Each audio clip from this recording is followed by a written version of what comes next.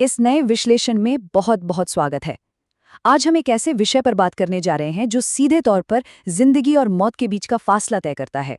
Blood transfusion यानी रक्त आदान। बेशक खून चढ़ाना एक ऐसा जादुई तरीका है जो हर दिन अनगिनत जानें बचाता है, लेकिन सच ये भी है कि इसके साथ कुछ बेहद गंभीर और अनजाने जोखिम भी जुड़े होते हैं।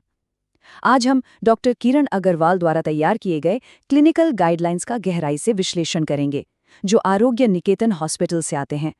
हम ये समझने की कोशिश करेंगे कि जब जीवन रक्षक खून ही शरीर के लिए खतरा बन जाए तो मेडिकल साइंस कैसे पलटवार करता है। तो चलिए बिना देर किए शुरू करते हैं। आज के इस विश्लेषण में हम मुख्य रूप से 5 चीजों पर फोकस करेंगे। ये रिएक्शन असल में है क्या, इसके अलार्मिंग लक्षण कौन से हैं, इसके 5 मुख्य प्रकार, इमरजेंसी में क्या कदम उठाने चाहिए और सबसे जरूरी बात, इसे बचा कैसे जाए। आइए सबसे पहले हिस्से की तरफ बढ़ते हैं। ये ब्लड ट्रांसफ्यूजन रिएक्शन आखिर होता क्या है। खून चढ़ाना जान बचाने का एक बेहतरीन तरीका है, लेकिन रिस्क तो अपनी जगह है ही, और इसीलिए आज हम जो कुछ भी डिस्कस कर रहे हैं वो हवाई बिल्कुल नहीं है। ये पूरी अहम जानकारी अंबिकापुर के आरोग्य निकेतन हॉस्पिटल की एमडी ऑब्स्टेट्रिक्स एवं गायनेकोलॉजी डॉक्टर किरण अग्रवाल के सेफ्टी प्रोटोकॉल पर आधारित है। जब मामला इतना नाजुक हो तो किसी एक्सपर्ट और प्रमाणिक सोर्स का होना ही सबसे ज्यादा मायने रखता है ना। तो ये रिएक्शन है क्या? सिंपल सी बात है, जब मरीज के शरीर में खून चढ़ाया जाता है और उसका अपना ही शरीर उस खून को एक्सेप्ट करने से मना कर दे तो उसे ट्रांसफ्यूजन रिएक्शन कहते हैं। मतलब शरीर के डिफेंस सिस्टम को लगता है कि कोई बाहरी दुश्मन अंदर आ गया है और वो उस नए खून पर तुरंत अटैक कर देता है। बस यही वो पल होता है जब एक जीवन रक्षक प्रक्रिया अचानक से जानलेवा स्थिति में बदल सकती है। अब आगे बढ़ते हैं और देखते हैं कि शरीर इस खतरे का सिग्नल कैसे देता है। बात करते हैं खतरे के प्रमुख लक्षणों की। ये वो वार्निंग साइन है जिन्हें किसी भी कीमत पर इग्नोर नहीं किया जा सकता। जैसे ही रिएक्शन ट्रिगर होता है, शरीर मानो जोर जोर से अलार्म बजाने लगता है। अचानक से बहुत तेज बुखार आना या कंपकपी छूटना, स्किन पर खुजली या लाल चकत्ते पड़ जाना, कई बार सांस लेने में एकदम से दिक्कत होने लगती है, सीने या पीठ में तेज दर्द उठता है, बीपी धड़ाम से गिर जाता है, भयंकर घबराहट होती है या फिर पेशाब का रंग गहरा हो जाता है। ये सारे लक्षण इतनी तेजी से सामने आते हैं कि बस कुछ ही सेकंड्स में हालात बेकाबू हो सकते हैं। चलिए अब समझते हैं कि ये रिएक्शंस कितने तरह के होते हैं। इसके 5 मुख्य प्रकार हैं। अब जो बात सबसे ज्यादा हैरान करने वाली है वो ये कि हर रिएक्शन एक जैसा नहीं होता। इसका दायरा बहुत बड़ा है। हल्की सी खुजली से लेकर फेफड़ों के पूरी तरह काम बंद करने तक की नौबत आ सकती है। ये 5 मेन कैटेगरीज हैं: allergic, febrile, non haemolytic, acute haemolytic, anaphylactic और टाको TACO। हर एक का असर और गंभीरता बिल्कुल अलग अलग होती है। इस फर्क को थोड़ा और करीब से देखते हैं।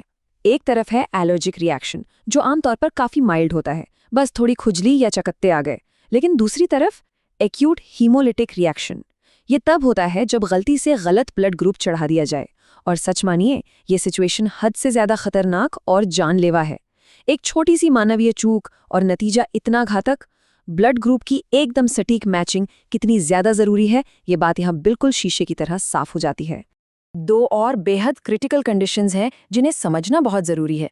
पहली है एनाफिलेक्टिक रिएक्शन। इसमें मरीज का बीपी अचानक क्रैश कर जाता है और सांस एकदम से उखड़ने लगती है। इसमें हर एक सेकंड कीमती है। और दूसरी है टाको, यानी जब शरीर में बहुत ज्यादा या बहुत स्पीड से खून चढ़ा दिया जाए।